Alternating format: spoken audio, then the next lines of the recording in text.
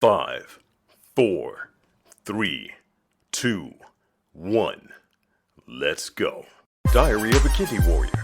Sharing faith, knowledge, hope, and love. Hi, and welcome to Diary of a Kidney Warrior podcast. My name is Dee Moore, and I am a stage 4 kidney warrior. This podcast is dedicated to encourage, educate, and inspire as we explore all aspects of kidney disease, chronic illnesses, and health. If you have any questions or ideas for topics you would like me to cover, please get in contact with me on social media using the handle Diary of a Kidney Warrior. Today's episode is the second part of a 2-part interview with Jan Shorrock. In part 1, Jan shared her amazing living donor story. And today in part 2, Jan joins me to talk about the work of the Give a Kidney charity to support non-directed kidney donors across the UK. Hi and welcome to Diary of a Kidney Warrior, the podcast. How are you doing today, Jan? I'm very well, thank you, Dee. How are you? I'm good. I'm really good. I'm happy to interview you today. Today is part 2 of our interview together. In part 1, you shared your story of non-directed kidney donation. And as you know, I'm a mega fan because I think you're absolutely awesome. And today, we're going to look at your work with the Give a Kidney charity. So, as someone who started off as a person who donated a kidney, how did you then become part of the Give a Kidney charity? Yeah, thank you. So back in 2013 it was when I donated. I think like many other donors, once you've donated it to a stranger, particularly perhaps, there's a little bit of an anticlimax because you've been kind of going through this process and building up to this for usually months and months. And then I think once you've kind of started to recover and feel a bit better, there's a little bit of, oh, okay, well, what do I do now? And I think when I was in hospital, meeting the other people on the ward, you know, most of whom were kidney patients, and hearing their stories about what it's like to be on dialysis, you know, their wait for a transplant, the impact it was having on many aspects of their life, work, relationships, you know, their health, their well-being. I think it really hit home just how important kidney donation is, organ donation is, in a way that I suppose I hadn't heard quite so clearly or quite so firsthand before. So as I got better, I just started to think, well, you know, I only learnt about living donation by hearing somebody else talk about it on the radio, and I wonder if there's anything more that I can do to help spread the word. So at that point, I contacted Give a Kidney just to say, is there anything I can do to volunteer? And my background and job at that point was in press and marketing. And they were coincidentally looking for a press officer at the same time. And I wasn't really looking for a job, but did want to kind of, use my skills, I think, for good. And it kind of seemed really important to me, having heard the importance and really seen the importance of organ donation. So kind of long story short, I went to meet the then chairman of the charity, Dr. Chris Burns-Cox, who was one of the co-founders of the charity, and another person, another trustee. And I think really just got inspired by the work that Give a Kidney was doing, the ethos. Their vision is no waiting for a transplant for want of a kidney. So the idea that actually, you know, could we get to the point where there's a register of people waiting to donate, you know, to actually, rather than a waiting list of people waiting for an organ, you know, that it really kind of, I thought was, incredibly visionary and interesting and ambitious, but really important. So and long story short, I ended up working there as initially for press, doing press work. And it was the first time they'd employed anybody to do that, really. So we got lots and lots of press around non-directed donation, particularly so people donating to strangers. It was really interesting at the time because it was quite unusual.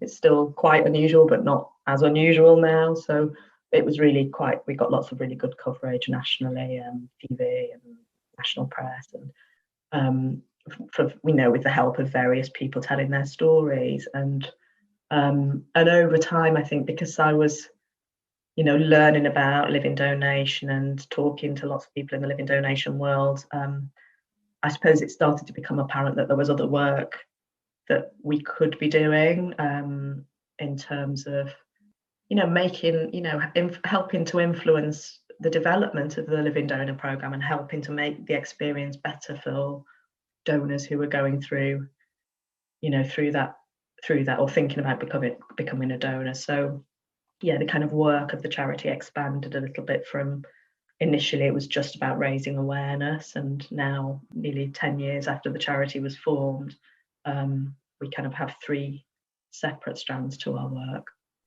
That is a really powerful goal as a charity, to aim to be in a position to have a register of donors waiting to donate. I mean, that's awesome. And the fact that at the very same time that you, as someone who, as I said, superhero, you gifted someone your kidney and were looking to do more work in this area, and the charity were looking to employ somebody with your skill set. What are the odds of that? I mean, it really was meant to be. That is an amazing journey. Absolutely amazing. So you mentioned about the strands of work that you do at the charity. What are they? Yeah, I think you're right. It was, I think, a bit of serendipity, really. It felt, it felt like various stars aligning. And, I didn't ever expect when I started the donor journey to be, a number of years down the line working for a living donation charity. That was never, ever on the agenda, really. So yeah, a bit of a surprise, but it felt right. And it's still, I think it's been a wonderful experience for me. And yeah, to have the capacity to help raise awareness and, support other people who are going through the process, or encourage people to think about whether this is something they could do, just takes that, maybe lights a few sparks along the way that actually lead hopefully to other donations. So yeah, really, really wonderful to be able to do that. So the 3 strands, really, or how we might think about them, of the charity are, so the first one that was really the focus very much in the early days was about raising awareness. So, letting people know that this was something you could do in the same way that you might give blood. And that's still, consistent. There is a greater awareness now, but there's still a lot of work to be done there.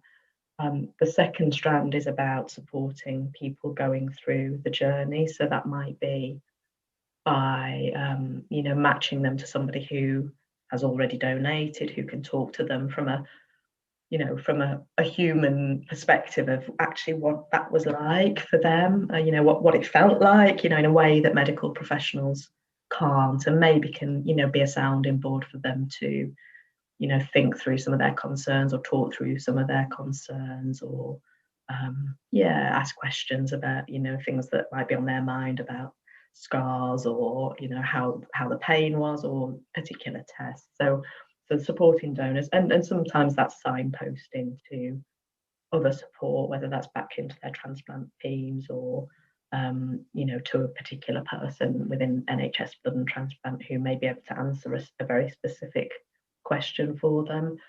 And the third strand is about kind of influencing change, and positive change, service improvement, I suppose, for want of a better word. So we've done a lot we work very closely with NHS blood and transplant and other kidney charities, and in some instances with some of the transplant teams as well, around, how can we make this better. So we've inputted into an awful lot of research over the last few years, asking donors what the experience has been like for them. We work with transplant professionals to kind of maybe raise issues that we kind of see as, or we're hearing from other donors that are concerning, or that that worry people, or just to see if we can make the process a bit easier and smoother for people, and as good as it can be. So we do, a lot of partnership work, lots of collaboration with NHS Blood and Transplant, and the relationship with them is really strong, and I think benefits both of us, because actually what we all want is donors and recipients to have the best experience possible. Sounds very holistic, like you cover a lot of areas there in terms of supporting people. So taking someone from step one, somebody that's heard the advert, or for whatever reason they've heard about living donation and they come to you as the Give a Kidney charity, what is step one for them? Yeah, so often we find people coming at the point where they're thinking about doing this. So usually we will suggest they really go away and do their research, have a look at, we've got a really comprehensive website around, how you go about doing this, what the risks are, voices of other donors telling their stories, videos, links to other sites with relevant information. I think there's, the web is brilliant, isn't there? But it can also be terrifying and really hard sometimes to get down to the bits that are actually really relevant to you. So there's an awful lot on living donation, but not all of it is UK based. So actually systems vary across the world. So we've tried to create a resource for people that's, accurate and up to date, in line with what NHS Blood and Transplant do, but with a donor perspective, very clearly at the heart of it. So researching, looking at our website, looking at NHS Blood and Transplant's website around living, web pages around living donation, much of which we've actually been involved in helping them to create, those materials and resources and films that you see on NHS Blood and Transplant's website. We've, worked with them to give a donor perspective on, what kind of things might we be asking, or we'd be worried about, what do we hear people want to know, to try and get the content of those right. And NHS Blood and they have a real credibility, they're a really credible source of information and have a much wider reach than we as a relatively small charity could have. So that's been a really important relationship. And the other things, so we can do signposting, we can provide information. We can also, as I said earlier, kind of provide a contact for somebody just as a person to talk to, about, with any questions they might have about living donation, particularly around things about the lived experience, I think, but other things come up around, some of the, common questions around, I have a history of anxiety or depression. Does that mean I wouldn't be allowed to donate? Or, I think I might want children in the future. What might the implications be for that? Or, I'm overweight. Does that impact my ability to donate? So things that we can answer really quite easily, in general terms. And other concerns that sometimes people have around, I really want to do this, but my family are a bit cautious, or how do I tell them, and how might they feel? So we can kind of match people, with people who may have been through something similar, just not to offer kind of professional counselling or support, but just to be another human being who kind of gets what they might be going through. And then we, once they've done the research and decided that that's something they think they want to do, we then direct them to their local transplant unit. And essentially that's when the NHS would take on that person, and they would support them through the journey from then on. But we're kind of always in the background for, if people just want to have a chat, or if they want to, have particular questions that they don't really want to ask their team for whatever reason. So we are there constantly in the background, really, just if they want more information or support. Okay, so once you've done the initial groundwork with that individual and then they contact NHS Blood and Transplant, you're still there to support. So it isn't that you then hand over and that's it. You're there to support them. So you're there the whole time as well. Yeah, I mean, we're there. It kind of as you know, if they want to contact us during that journey, they're very welcome to. And beyond, actually, you know, we have a lot of people who, you know, kind of come to us in the beginning and then go off and are guided through the process by, you know, the NHS teams. But quite often people come back afterwards, having donated, to say, as I did actually, what is there anything more I can do? So we help them with, awareness raising.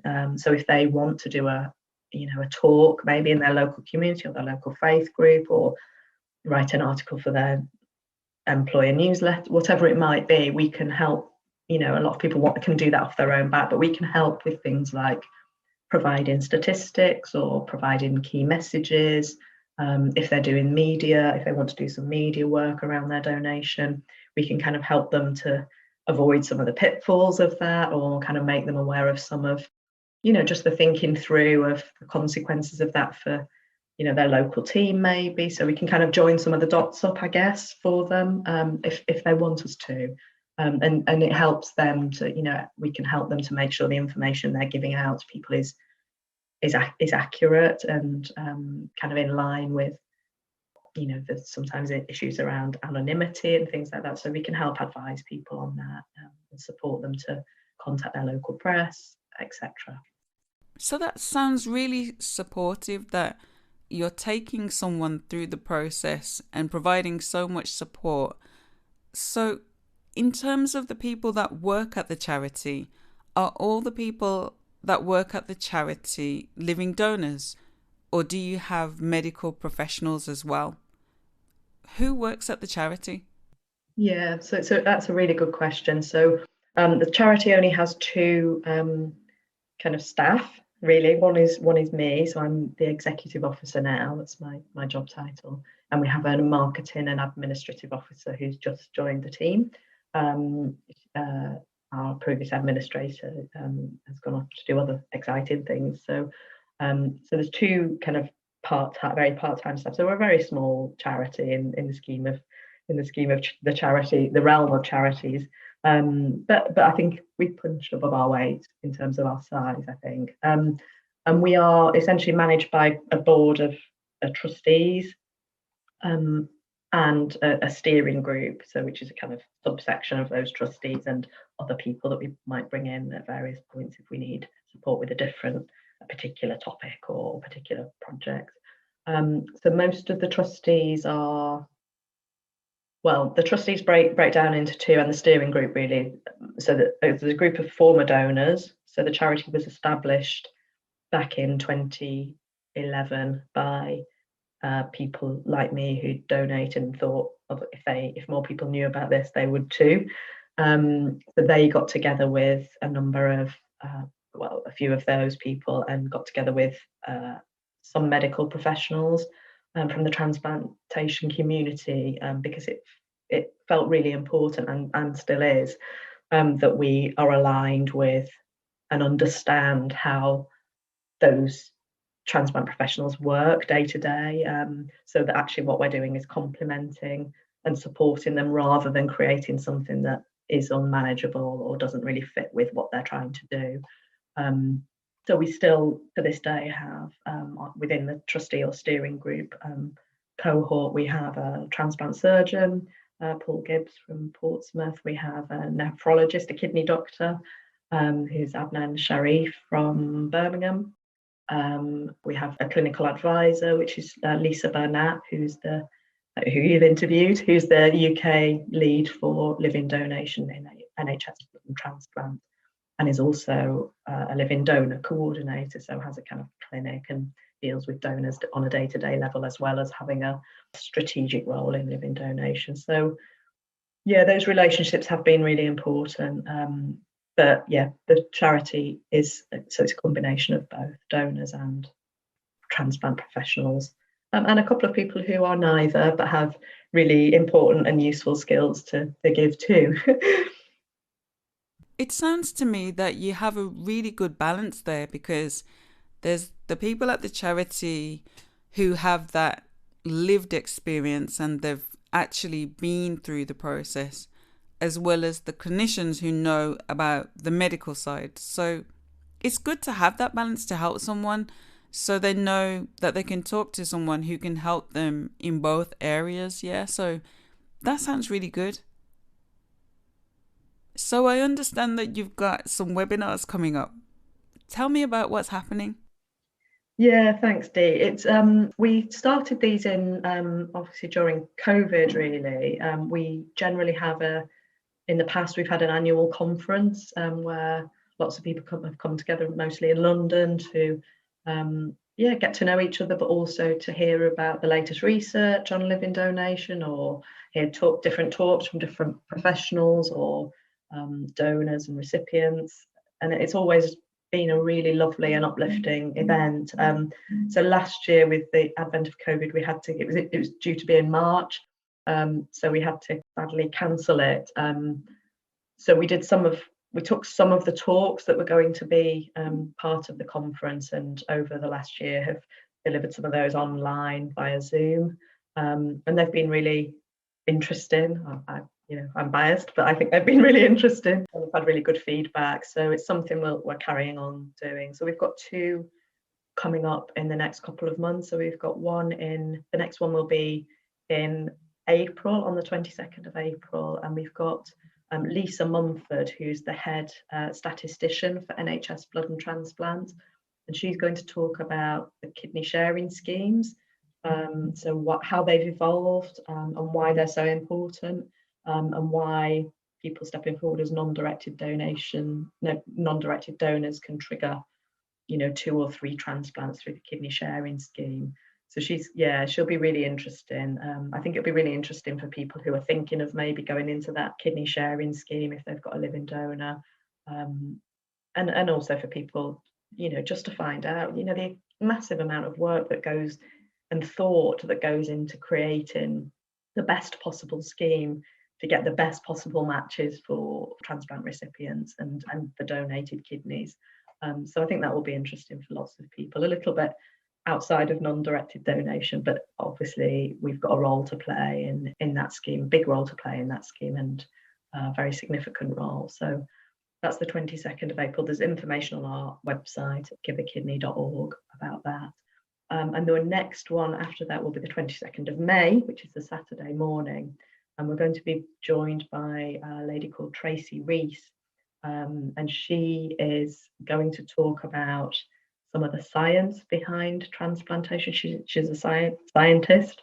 So she's one of the people in those labs who is trying to match donors to recipients and make sure that that transplant is as safe as it possibly can be. And I think that will be really interesting. I was fortunate enough once to have a tour of the lab at Manchester Royal Infirmary and had my mind absolutely blown by the detail that goes into, the amount of sheer volume of work and the delicate work that goes into making those matches and making sure that those transplants, are as safe as possible.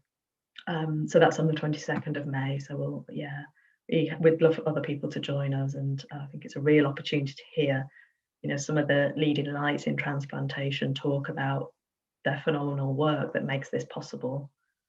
Sounds fascinating. So there's 2 webinars there to look forward to in April and in May. So just saying the website again, the webinar information will be on the Give a Kidney charity website.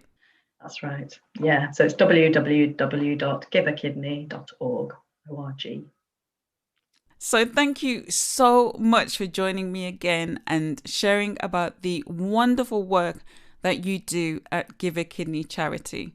And yes, again, I'm encouraging everyone, check out the website for information. Anyone who's on the fence, thinking about becoming a living donor and donating a kidney, I'm just inviting you now, Jan, to share a final word for anyone who's on the fence, maybe thinking about it. What would you like to say to that person? Well, I'd like to say, well, thank you for thinking about it. That's the first step.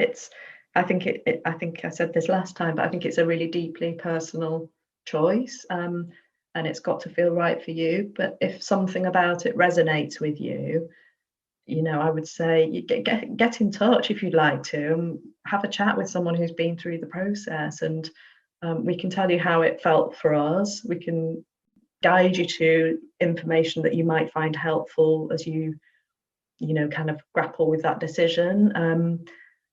There's that kidneys are always going to be needed, so if it's not right for you right now, but it might be in the future, then just really encourage you to find out more and see if it fits for you. And the best way to do that is to look at the information that's available, and we can certainly help with that and guide you to the right people to talk to. So it'd be really, really lovely to hear from anybody who's thinking this is something that they might consider. Thank you so much again for joining me and for sharing this information. Thank you. Thank you, Dee. Thank you for listening to Diary of a Kidney Warrior podcast. And don't forget that you can contact me on social media using the handle Diary of a Kidney Warrior. Please do subscribe to the podcast, and please do tell a friend. New episodes of this podcast are released every Monday. Until next time, take care and choose to live. Diary of a Kidney Warrior, sharing faith, knowledge, hope, and love.